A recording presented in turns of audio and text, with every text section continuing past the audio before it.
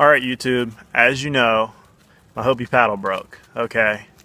So, I'm going to try to fix it. I've tried once and failed. I had some hot glue sitting around. I know you're going to say it's not going to work, but I tried it. It didn't work that great, so I took it back apart. And now I am going to put it together with Gorilla Glue. So, here we go.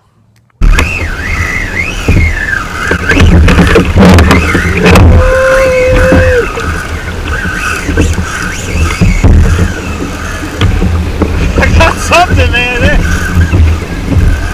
Alright, so the more I start fooling with this paddle, the more I realize how garbagely it made it was. So the head of it right here, as I was trying to pull it out, has a split in it. I really have not used this paddle hardly at all, other than spinning around or paddling off the shore for like 10 feet and then pedaling. And so I've coated it with Gorilla Glue. And let's see how strong this thing is, because I think I'm about ready to take this paddle and throw it in the middle of 9 Mile Road. It's just not, I mean, yeah, it's fiberglass or carbon fiber or whatever they say, but the paddle heads are cheap. So this fixing video has kind of turned into a vlogging video of me wondering how far I can throw this, or light it on fire, or shoot it, or maybe blow it up, because it's not worth really fixing. I thought I'd just be able to glue the heads back into it, but the heads are splitting. It's like cut base engineering. It's like, how many corners can we cut to make a paddle that's cheap enough to sell and make a profit, instead of making a good paddle. I don't know, Hobie. I'm struggling with it right now. So I'm using Gorilla Glue because it kind of spiders into the fabric, or to the material itself, and it's waterproof. Don't know if it's going to work, but it's a $4 solution. I went to Home Depot and I asked a few people, and they even said Gorilla Glue. Even though, you know, I figured JB Weld would work, I thought it was maybe overkill. And the epoxy would probably work, but I wanted to really try Gorilla Glue, so, because it's a gorilla. So we're trying it out. Alright, so I put the glue in the paddle. I turned them gravity side down so the glue wouldn't push the paddle out while it was drying and expanding. So we'll see what it looks like tomorrow.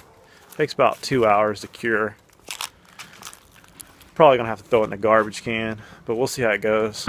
Alright, so I let my paddles soak over the weekend. Well, actually, they just dried over the weekend.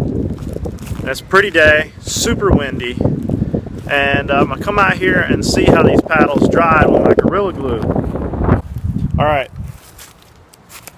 Alright, so as you can see, the glue expanded way more than I thought it was going to be. I put way too much on it. But I tell you what, this paddle ain't coming out now. This is tough stuff. Look at that.